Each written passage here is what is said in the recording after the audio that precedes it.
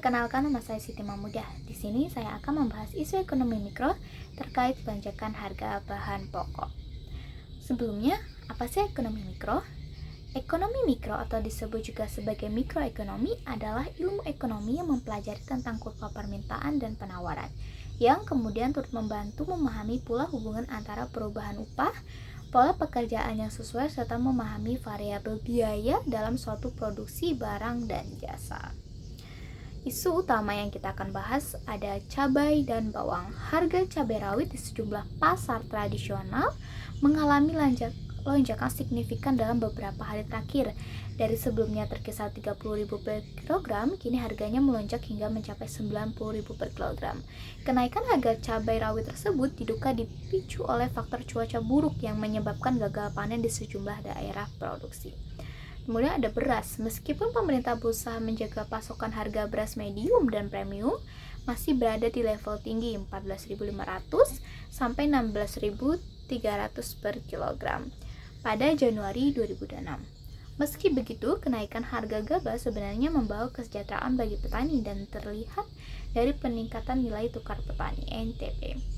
Kemudian ada minyak goreng. Berdasarkan laporan Januari 2026, harga minyak goreng khususnya minyak kita dilaporkan mengalami kenaikan signifikan dan menembus angka 17.417 per liter. Jauh di atas harga eceran tertinggi yang ditetapkan sebesar 15.700 per liter. Perdagangan memastikan harga minyak kita bakal turun pada awal Februari atau sebelum Ramadan. Komitmen ini disampaikan seusai Peraturan Menteri Perdagangan Permendak Nomor 43 Tahun 2025 tentang minyak goreng sawit kemasan dan tata kelola minyak goreng rakyat. Faktor penyebabnya adalah krisis iklim, gangguan distribusi, dan lonjakan permintaan menjelang Ramadan 2026. Nah, poin selanjutnya kita membahas analisis konsep ekonomi mikro.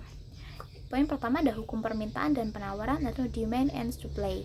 Gangguan iklim mengurangi penawaran, kurva supaya bergeser ke kiri, sementara permintaan konstan atau meningkat, terutama mendekati hari raya, mengakibatkan harga keseimbangan equilibrium price naik tajam. Nah, Poin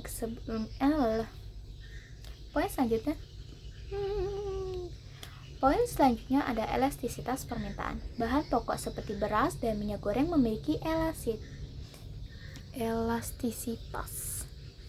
Nah, poin selanjutnya ada elastisitas permintaan. Bahan pokok seperti beras dan minyak goreng memiliki elastisitas yang inelastis. Meskipun harga naik, konsumen tetap akan membeli, namun kenaikan harga yang terlalu tinggi akan mengurangi daya beli secara real. Kemudian ada struktur pasar. Komoditas pangan seringkali bersifat oligopoli atau pasar persaingan monopolistik di tingkat distributor, di mana terdapat oknum yang berpotensi melakukan penimbunan atau memainkan harga sehingga mengganggu mekanisme pasar. Nah, terus kita membahas dampak isu terhadap pelaku ekonomi. Nah, bagi konsumen atau rumah tangga, penurunan daya beli. Konsumen terbebani oleh tingginya biaya hidup, terutama masyarakat berpenghasilan rendah, memaksa mereka mengurangi jumlah pembelian atau beralih ke kualitas yang lebih rendah. Kemudian ada inflasi mikro. Kenaikan harga pokok berdampak pada meningkatnya pengeluaran rumah tangga. Yang poin kedua ada produsen atau pedagang. Produsen kecil menghadapi penurunan omset karena pembelian berkurang. Ada petani bisa diuntungkan jika harga di tingkat petani naik, namun terburuk jika kenaikan harga di pasar disebabkan oleh rantai distribusi yang panjang, middleman, bukan dari harga jual tani. Kemudian dari sisi pemerintah ada intervensi pasar. Pemerintah dihadapkan pada tekanan untuk melakukan operasi pasar, mendistribusikan beras SPHP, dan melakukan pengawasan ketat via Satgas Pangan untuk mencegah penimbunan. Poin selanjutnya kita akan membahas saran atau solusi kebijakan. Intervensi pada sisi penawaran, supply side policy.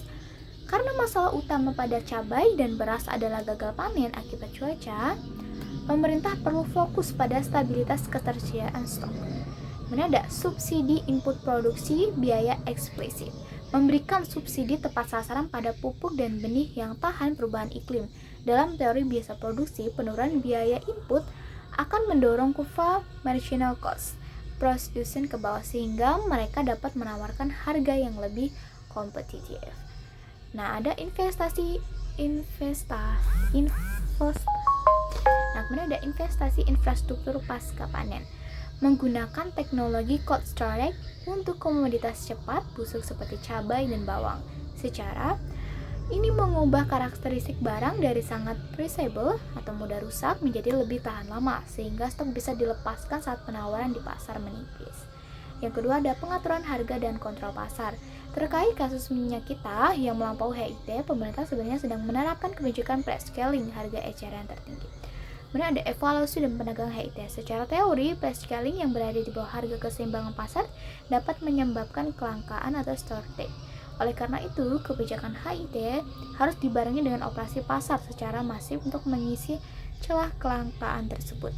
Kemudian ada insentif bagi presiden, memastikan domestic market obligation berjalan efektif agar produsen minyak sawit mentah memprioritaskan pasar domestik sebelum ekspor, guna menjaga volume penawaran tetap tinggi di dalam negeri. Yang ketiga ada efisiensi rantai distribusi, market structure. Masalah seringkali muncul bukan karena kelangkaan di tingkat petani, melainkan karena struktur pasar yang oligopolistik di tingkat distributor atau adanya spekulan. Kemudian ada pemangkasan rantai pasok, direct marketing, mendorong skema dari petani langsung ke pasar induk atau melalui platform digital dengan perpendek jalur distribusi biaya transaksi transaction cost, sehingga akan berkurang, sehingga harga di tingkat konsumen bisa turun tanpa merugikan harga di tingkat petani. Ada pengawasan ketat Satgas Pangan untuk mencegah praktik penimbunan yang bertujuan memanipulasi kelangkaan buatan demi menaikkan harga monopoli power. Ya, terima kasih sudah mendengarkan presentasi saya mengenai isu ekonomi mikro yang terjadi di Indonesia sekarang.